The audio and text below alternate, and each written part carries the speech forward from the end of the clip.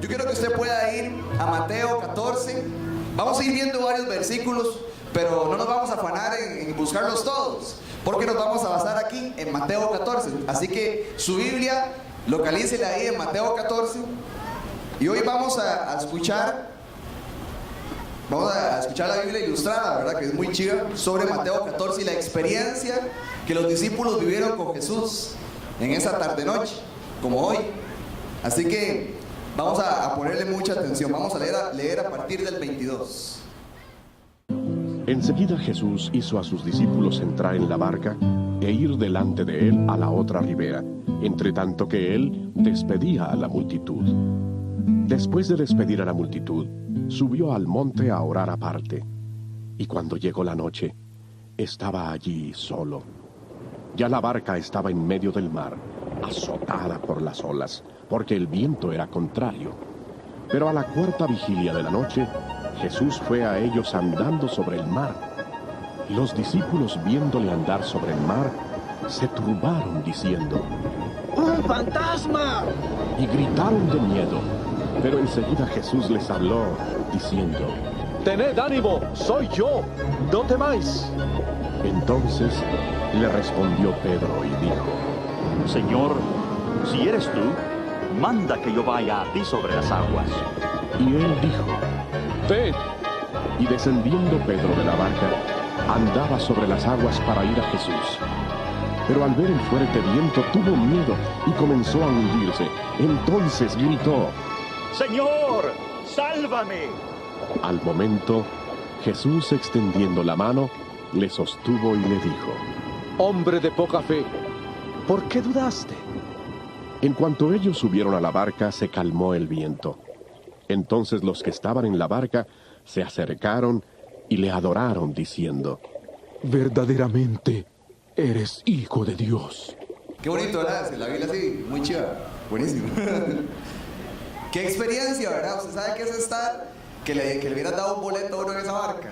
Primero que se le para la peluca a uno, ¿verdad? Viendo todo el montón de agua y cómo se mueve ese asunto, y después ver a Jesús que se le aparece en el mar, ¿verdad?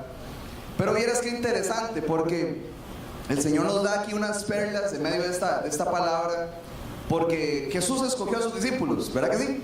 Jesús escogió a sus 12 discípulos, Él los escogió y Él tenía un plan con ellos. Y Jesús nos escogió a nosotros también, ¿verdad que sí? Jesús nos escogió a nosotros. Él pensó en ti. Porque yo le quiero decir algo, usted no está aquí por casualidad. Y yo sé que eso lo dice mucho, ¿verdad? Pero es cierto, usted no está aquí por casualidad. Y no le hablo solamente literal, hoy. Usted está aquí en Cristo. Usted está aquí buscando de Dios, no por casualidad. Porque Dios tiene un propósito. Dios quiere que tú seas su hija, su hijo. Dios quiere que tú seas su discípula, su discípulo. Jesús escogió en ese momento a sus 12. Y hoy el Señor nos está escogiendo a nosotros. Y yo no sé si usted puede cerrar sus ojos y levantar sus manos, porque el Señor nuevamente te da ese llamado. Te da ese llamado a seguirle a Él, a seguirle. Jesús te escogió. Usted tiene que estar convencida y convencido de que Jesús te escogió.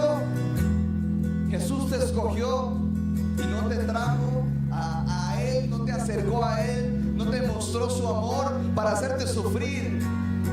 Él tiene un propósito con tu vida. Y sin importar la circunstancia que vivas, sin importar la dificultad, el Señor va a hacer algo, porque Él te escogió, porque Él tiene un propósito contigo.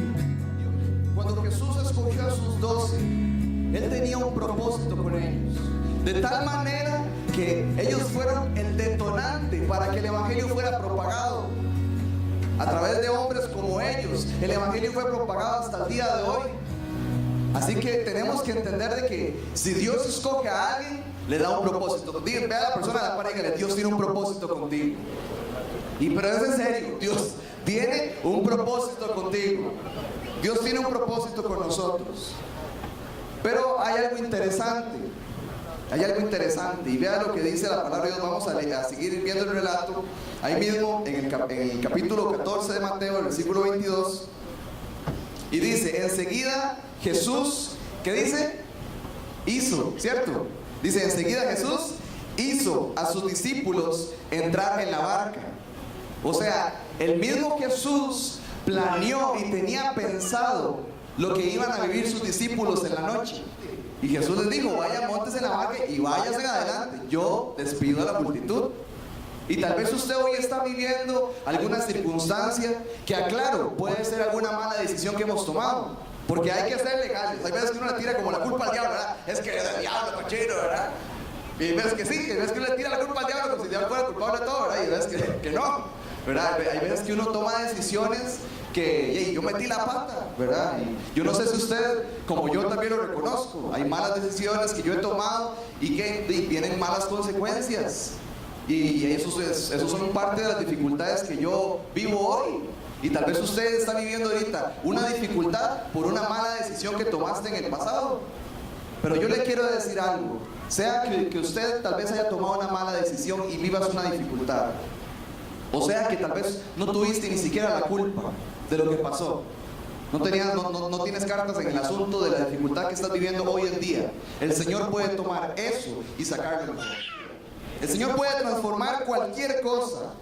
Pero yo rescato algo, y es que el Señor quería formar algo en sus discípulos. O sea, el Señor tenía pensado parar en la peluca a sus discípulos. Se las voy a espantar, ¿verdad? En la noche. Se las voy a espantar, ¿verdad? Y Él dijo: si esos discípulos míos me ven caminar en el mar, jamás se les va a olvidar esa experiencia. Sí. Yo no estuve ahí para dar cuenta que dijo eso, ¿verdad? Pero estoy casi seguro, ¿verdad? Si estos discípulos míos me ven caminar en el mar, jamás se les va a olvidar. ¿Usted se les olvidaría? No, yo veo a Jesús caminando en el agua y se me para la peluca también, ¿verdad? Eso fue lo que el Señor quería formar algo en ellos. Y tal vez usted lo que usted está viviendo hoy, tal vez es una situación difícil, tal vez hasta ni explicación tiene, pero yo estoy seguro que Dios va a aparecer en medio de tu tormenta y te va a marcar de tal manera que jamás vas a dudar del poder de Él. Amén. Denle un aplauso al Señor. Vea qué poderoso lo que dice 1 Corintios 10:13. En la Biblia Dios habla hoy. Dice: ustedes no han pasado ninguna prueba que no sea humanamente soportable, y pueden ustedes confiar en Dios. Hoy vamos a confiar en Dios, amén. Que no los dejará sufrir pruebas más duras de lo que pueden soportar. Por el contrario, cuando llegue la prueba, Dios les dará también la manera de salir de ella para que puedan soportarla. O sea, si hay alguna dificultad, si sea culpa tuya o no sea culpa tuya, el Señor tiene una salida para ese problema. El Señor tiene una salida para esa enfermedad y es su sanidad. El Señor tiene una salida para esa división, para esa familia, y es el amor de Cristo. El Señor tiene todas las respuestas. Y hoy el Señor nos está diciendo: no rechaces la prueba. Si ahorita estás viviendo una dificultad, no trates de sacar la explicación. Solo la muletilla, pero todo va a salir bien. Yo sé que Dios va a hacer algo. Yo sé que Dios va a hacer algo. Ahorita yo no entiendo, pero Dios va a hacer algo. Y es que es una realidad. Es una realidad. Y a mí algo que me impresiona es que el enemigo trata de tumbarnos. Pero yo le digo algo: permanece firme, que esa prueba pronto pasará. Y formará en ti una convicción tan fuerte que cuando seas ese grande siervo de Dios, esa sierva de Dios, esa pastora, ese evangelista, ese profeta, ese misionero, no vas a tener que dudar en medio de la tentación, porque ya fuiste probado y pasaste la prueba. Amén. Así que no rechace la prueba, porque es crecimiento para tu vida. Y hay algo voladísimo. Seguimos en Mateo, no se pierda de la línea. Mateo, el versículo 23 dice: despedida la multitud, subió al monte a orar aparte, hablando Jesús. Dice: ¿a qué? A orar, ¿verdad? A orar aparte. Y cuando llegó la noche, estaba allí solo. Como le digo, yo no estuve ahí para saber de qué oró Jesús, porque Jesús puede haber orado sobre cualquier cosa, pero yo tengo algo seguro, y es que Jesús y el Espíritu Santo interceden por ti. Usted no está sola. Usted no está sola. La dificultad que tal vez te oprime, el Señor la conoce y Él intercede. Él intercede por ti. Él quiere verte prosperar. Él quiere verte victoriosa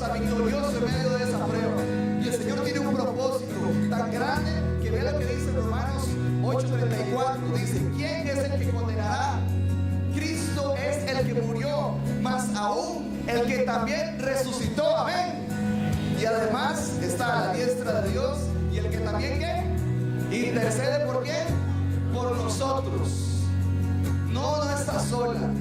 La dificultad puede ser muy dura, pero ahí tenés a un Jesús a la diestra de Dios, orando y orando y orando para que tú salgas, para que tú tengas victoria en medio de esta dificultad. Vea, el mismo Espíritu Santo dice, el 8:26 dice, y de igual manera el Espíritu nos ayuda en nuestra debilidad. ¿Cuántos necesitan ayuda en medio de la debilidad? Amén, la necesitamos. Dice, pues ¿qué hemos de pedir como conviene? No lo sabemos, pero el Espíritu mismo, ¿qué dice? Intercede por nosotros con gemidos indecibles. Mas el que escudriña los corazones sabe cuál es la intención del Espíritu, porque conforme a la voluntad de Dios, intercede por qué? Por usted, intercede por mí. Jesús no solamente iba a dejar que la dificultad de la tormenta de la noche a los discípulos les causara temor. Él quería formar algo en ellos, él quería sacar de esas circunstancias difíciles algo positivo, algo para levantarlos, para darles convicción.